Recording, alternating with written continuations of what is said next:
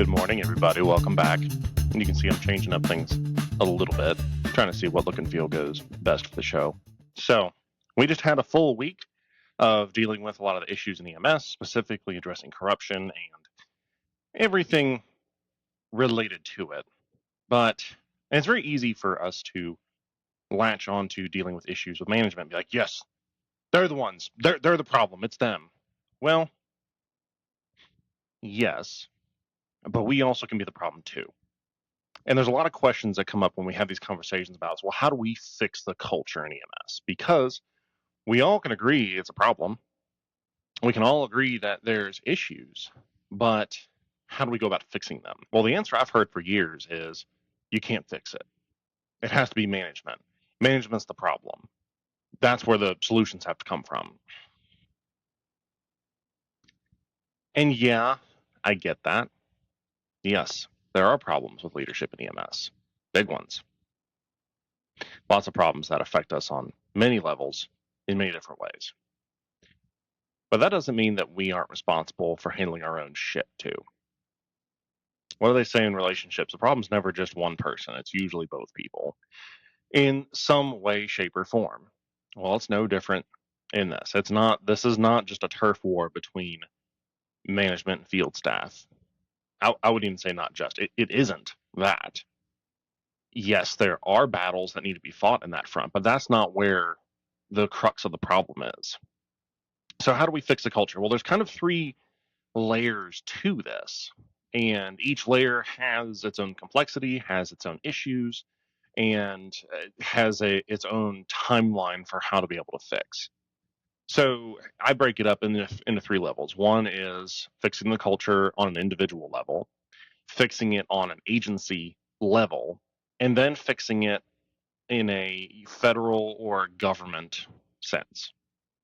So let's start with individual. So we've clearly identified the problem. We've clearly identified that there are a lot of issues in EMS. There's a lot of toxicity. There's a lot of communication problems, yada, yada, yada, yada. Okay, so as an individual, how do you fix this? Well, one, as an individual, you have to invest in yourself actively. You have to better yourself, both in healthcare and outside of it. We've talked a little bit about this before, but you need to be looking for ways to make yourself smarter, make yourself more capable as an individual, making yourself more, I would say, more aware of, I think power dynamics are incredibly important. Both how you deal with power dynamics on a one-on-one level, but also on an organizational sense, dealing with entities and the power plays between different entities. So familiarizing yourself with that and getting comfortable with that topic is kind of a low-hanging fruit, I would say. But it's also the one that we don't like to talk about, because most people, there's this stigma attached that people that want to gain influence are bad. The people that want to have power are bad by default. And we hear all the phrases, power corrupts and absolute power corrupts absolutely. Again, I fall back on it has nothing to do with power, influence, any of that making you one thing or another. Who you are is what determines how power and influence affect you. So the foundation for this discussion is you need to determine what kind of person you are. And if the kind of person you are is on some basic level a good person, and sure, there's plenty of religious discussions about this, how broken humanity is, and so on and so forth. Are you a decent person or not? Do you actively care for others? Do you give of yourself to other people? Do you work for the benefit of others and the greater good as a whole? Obviously, all of us are self-interested at some point. Who's the first person that we're worried about making sure they eat? Ourselves. Who's the first person we're worried about making sure we can sleep? Ourselves. Who are we most concerned about when it comes to our job? Ourselves. Okay. Those are basic human needs for security and stability and general health and wellness. But outside of that, are you someone who actively wants to participate in bettering yourself and those around you? And if you are, then that's a big, huge first step, because that's not something that can be taught. That's not something that you can enforce. You either are or you're not. Now, you have a say-so in the kind of person you are and the kind of person you become. That is your responsibility. That is on you. But you need to make that determination ahead of time. And if you don't find the discipline internally to better yourself, there is no external influence that's going to make a difference. It doesn't matter what kind of policy, what kind of management change, what kind of shift you're on. It doesn't fucking matter. If you are not willing to discipline yourself, to discipline your mind and emotionally regulate and better yourself, then nothing else fucking matters. And this isn't just, I'm not just talking to people on the street either. I am talking to people in management as well. If you are in management, you haven't arrived. You still have work to do. Your journey of bettering yourself never fucking stops. Ever. So everybody has to take seriously their own personal development. And I'm be honest, I don't see a lot of that in EMS. I don't see a lot of people who are taking their own betterment seriously. I don't. If you grab the average person in EMS, and again, this is anecdotal, I'm sure that these ratios are different elsewhere, but considering how often I've seen these trends around here, I kind of find it highly unlikely that this is the exception. But at any rate, average Joe or Jane that you pull off the truck and sit and talk to them about what's their perspective on bettering themselves, all of them are going to be like, yeah, I'm trying to survive. That's it. You know, you ask people, hey, are you willing to, like, do you read anything? No. Okay. Do you go take any classes for anything? No. What's your plan for the future? Just working. A lot of times they're the furthest into the future they're concerned about is where they're going to go party on the weekend. And obviously, I'm sure there's plenty of other industries that deal with this. I'm not saying that EMS is, you know, a bunch of bumbling idiots. No, I'm not saying that at all. I'm specifically addressing in our workplace culture, we have not glorified self-improvement. We see it as weird and fringe, and we don't encourage it. So if you want to see everyone around you be better, you need to start being better. Now, that doesn't mean that just because you change yourself, you invest in yourself, whatever, that people are going to snap their fingers and be like, oh, you know what? I'm a better person now. I'm good with this. This is cool. It takes time. It takes time. You have to build influence around you so that the people around you see who you are, how you're changing, how you're growing, and they see the positive effects of it. And you need to communicate that to people. You need to tell them. And it's infectious when you start bettering yourself and you're like, wow, my life is getting so much better. And yeah, a lot of people are going to be like, okay, good for you. Or, okay, really, whatever, Mr. Positive. Like, okay, fine. That's part of life. You're not out doing this to look for affirmation from other people. You're bettering yourself because it's the right fucking thing to do. That's what humans do, is we have a trajectory in life that we either embrace and go after or we don't. And it doesn't matter what the people around us think, but if you don't put that effort in, if you don't make those changes, then you're for sure not going to see change around you, because then there's no motivation for anybody. It becomes this echo chamber where we're all just tired and bitter and grumpy at each other, and nothing ever improves, nothing ever gets done.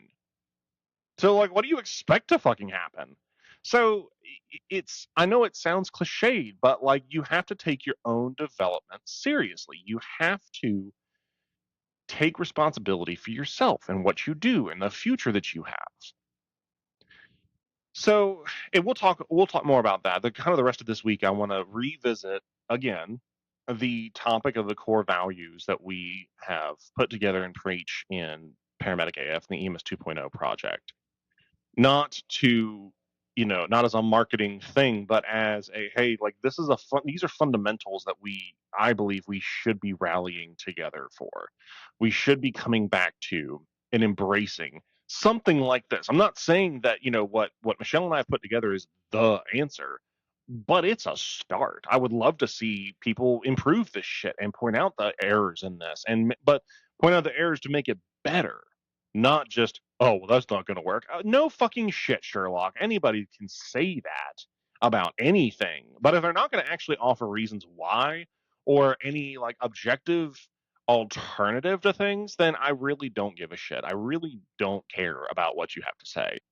I'll just throw this out there. If you're someone who comes out and says, well, I've been doing this 20 years and nothing's ever going to fucking change, my answer to you is pretty consistently going to be, well, what the fuck have you done in 20 years? Why aren't you still doing it?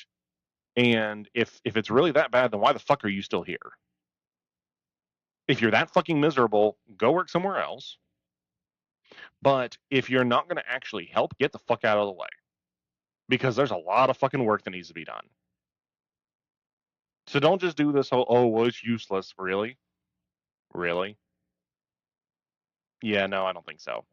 I don't think anything is completely useless. But I do think that everything is futile if you're not willing to commit.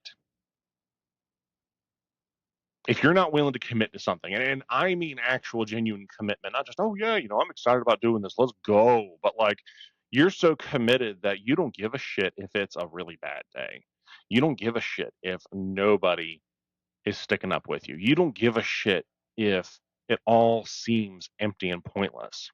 Because those are the times that you have to keep fucking going. If you know deep down that you're doing the right thing, and that it's essential to accomplish this, then you're not going to give up.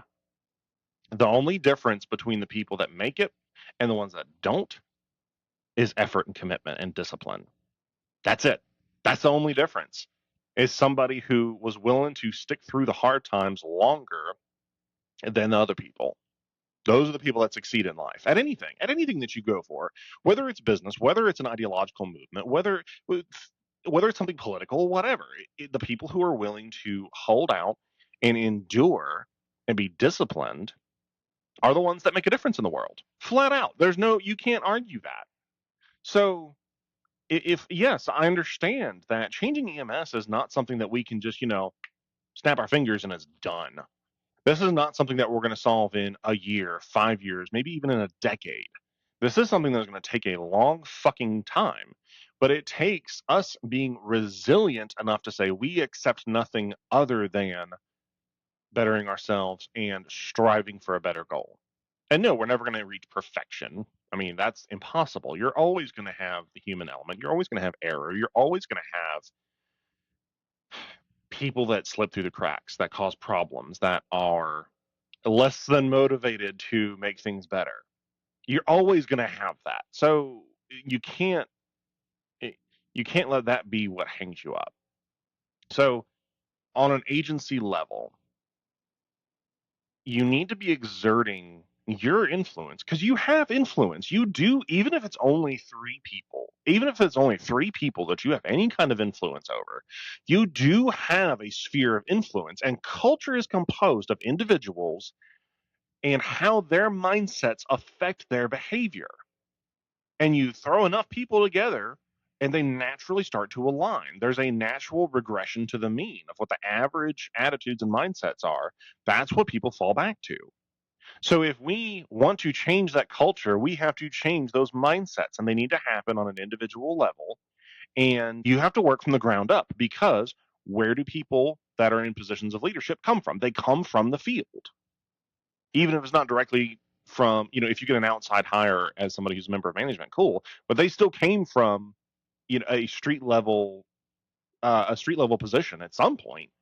So we need to address it at the street level first. That's the hardest battle, but that's the one that if we do it right, if we actually win that, then who gets promoted is something that eventually will start to fix itself. Now, I am a huge advocate for a certain level of professional bullying, and I'm hopefully, YouTube doesn't give me shit for saying that, but we need to push back on all these toxic behaviors, whether it's management or whether it's people on the ground.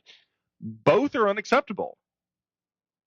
And both will completely take out at the knees any progress that we're trying to make in this profession. So we all need to be singing from a similar sheet of music, because if we're not, then nothing is going to make a difference. Because there's going to be so much dissonance, so much conflict, so much bitterness and back and forth and everything that nobody's going to give a shit. So we all have to start exerting influence in our own spheres and adopting healthier mindsets that we can then pass along to everybody else, and especially to people coming into the field. Because I see so many new people who are so bitter and hateful 6 months into this. Well, why are they like that? They learned it from us. They learned it from the people who are already here. So it just becomes this self-fulfilling prophecy that just goes on over and over and over and over again. And it doesn't make a lick of fucking difference. So we have to correct these problems on a street level. Otherwise, it doesn't fucking matter. Nothing's going to change. Now, obviously, kind of the third layer for changing culture in EMS is a certain level of government representation, both local, state, and federal. Now, we just had NEMSAC was in the news recently. They're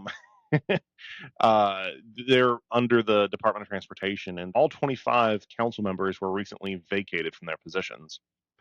And I did a little bit of digging on this, and actually, this started back last year. It was Executive Order 14139, signed by President Biden in 2024. I was reading a search result from Grok AI. This order required federal agencies to evaluate the necessity of their advisory committees, which led to NEMSAC's termination, along with 49 other committees deemed no longer necessary. So this is something that had been in the works for a while. And I think it's kind of funny. Apparently, there was recently a heavy focus on climate change. And I have to ask myself, why the fuck is a federal EMS committee worried about fucking climate change? We have so many other problems than that. And now, obviously, they had limited legislative influence, but for God's sake, like that's the least of our fucking problems right now as a profession. The, and I'm not getting into the whole discussion about climate change, whether or not it's legit or whatever. I have my own opinions about it, but when you try and debate people on the internet about this shit, they act like fucking toddlers. So I'm just not even going down that rabbit hole. Point being, we have some big issues in EMS that are not being adequately represented on a state, local, and federal level. It's just not happening. So we need to figure that out as an industry. We need to completely revamp our advocacy. And I understand that a huge issue with this is money. We already barely have money to just stay afloat operationally, much less money to throw at, federal advocates, representatives, lobbyists, and all of that. I get it. I would love to get to the point in my life where I have the kind of money that I could sink into that kind of representation because that's needed.